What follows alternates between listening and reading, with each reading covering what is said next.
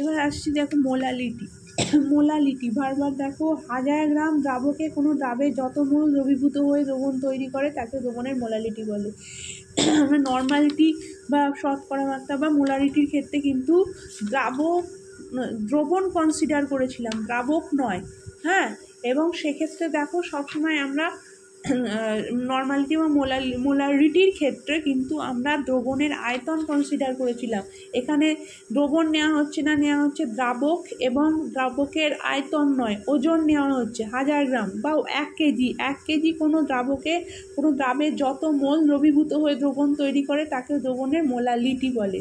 মোলালিটিকে কিন্তু small M দিয়ে প্রকাশ করা হয়, ঠিক আছে, স্মল এম।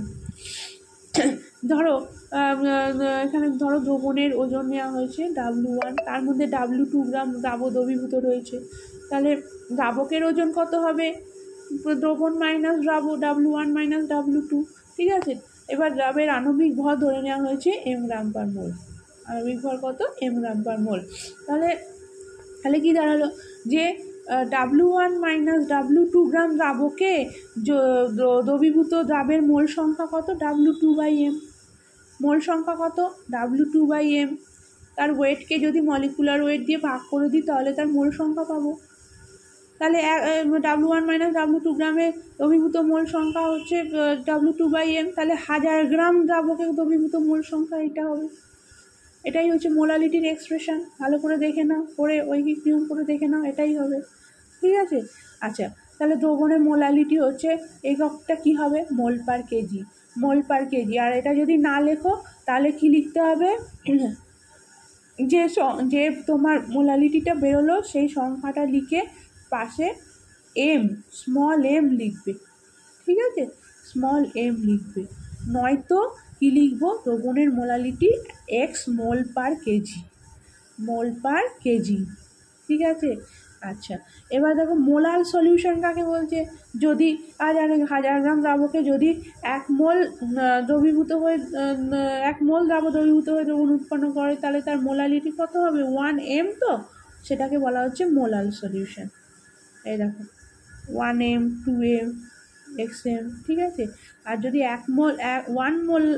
1 মোলাল সলিউশন হয় তাকে সেটা তাহলে মোলাল দ্রবণ বলা যায়। সিমিলারলি নর্মালিটির ক্ষেত্রে তখন বলা হয়নি যে যদি 1 নর্মাল সলিউশন হয় তাকে বলবো নর্মাল সলিউশন, ঠিক আছে, তাকে নর্মাল সলিউশন বা নর্মাল দ্রবণ বলা হয়। সিমিলারলি মোলারিটির ক্ষেত্রেও যদি 1 মোলার সলিউশন হয় বা দ্রবণের মোলারিটি হ্যাঁ 1m হয়, ঠিক আছে, 1 মোল পার লিটার হয়, তাহলে তাকে বলবো 1 মোলার সলিউশন। তাকে বলবো কি বলবো? 1 মোলার সলিউশন বা মোলার দ্রবণ, ঠিক আছে। এই গেল। এবারে আসছে, আচ্ছা, আর একটা কথা, মোলালিটি কিন্তু উষ্ণতা নিরপেক্ষ। কারণ দেখো এখানে দ্রাবক ও ওজন হিসেবে নেওয়া হয়েছে এবং দ্রাবেরও মোল হিসেবে নেওয়া হয়েছে। মোল বা ওজন ভর কোনোটাই কিন্তু তোমার উষ্ণতার উপর ডিপেন্ডেন্ট নয়, তাই মোলালিটিও উষ্ণতা নিরপেক্ষ।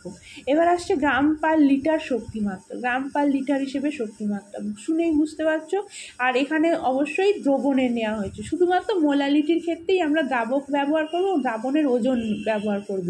কিন্তু দেখো গ্রাম পার লিটারের ক্ষেত্রেও দ্রবণ, প্রতি লিটার দ্রবণে যত গ্রাম দ্রবীভূত রয়েছে, যত গ্রাম দ্রাব দ্রবীভূত রয়েছে সেটাই হচ্ছে গ্রাম পার লিটারের শক্তিমাত্রা, ঠিক আছে। দেখো নর্মালিটি এর সাথে গ্রাম পার লিটার শক্তিমাত্রার কি সম্পর্ক? নর্মালিটি যে সংখ্যাটা সেটা কি? যে প্রতি 1000 ml দ্রবণে যত গ্রাম তুল্যাঙ্ক দ্রবীভূত থাকে।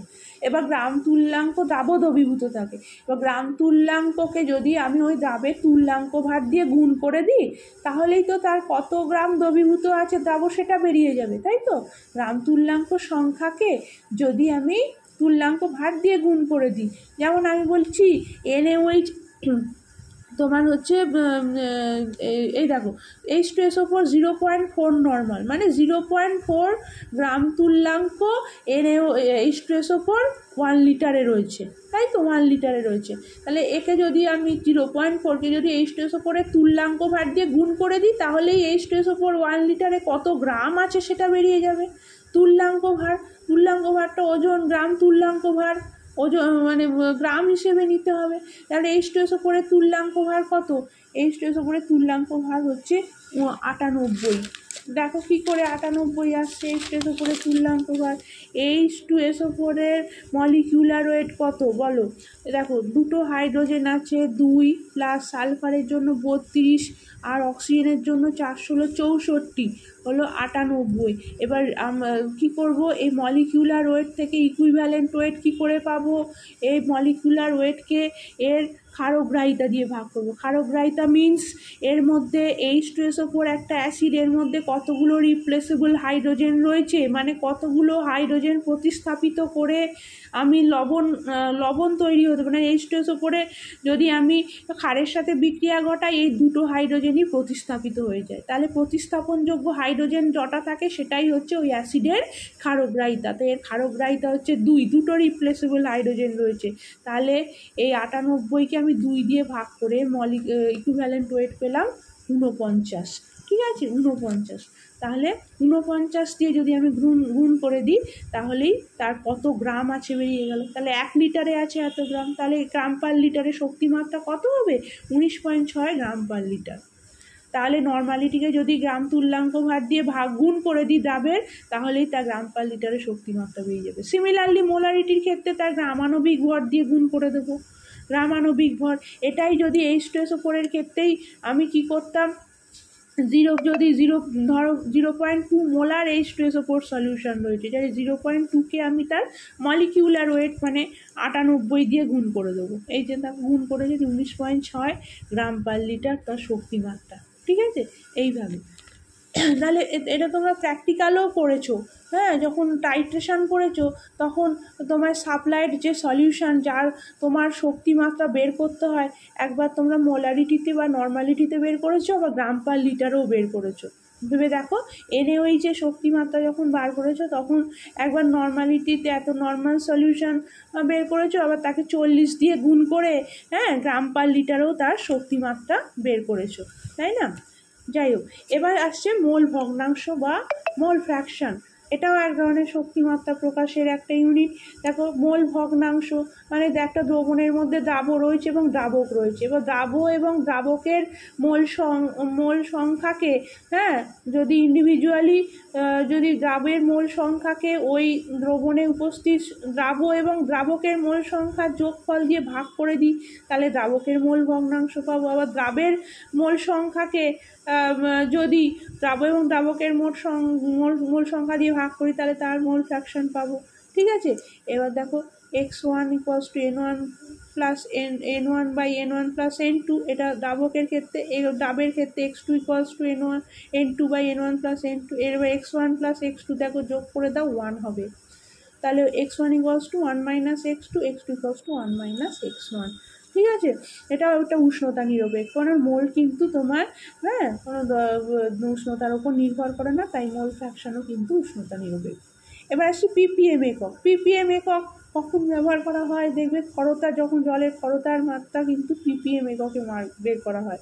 মানে দ্রবীভূত দ্রাবের পরিমাণ, কোনো দ্রবণের যে দ্রাবের পরিমাণ যদি খুব কম থাকে তাহলে দ্রবণের গাঢ়ত্বকে আমরা ppm এককে প্রকাশ করি। কোনো দ্রবণের প্রতি 10 লক্ষ ভাগে, 10 লক্ষ ভাগটা হতে পারে আয়তন হিসেবে বা ওজন হিসেবে। যে কোনো দ্রাবে যত গ্রাম দ্রবীভূত থাকে সেই ওজন নির্দেশক সংখ্যাকে ppm বলে।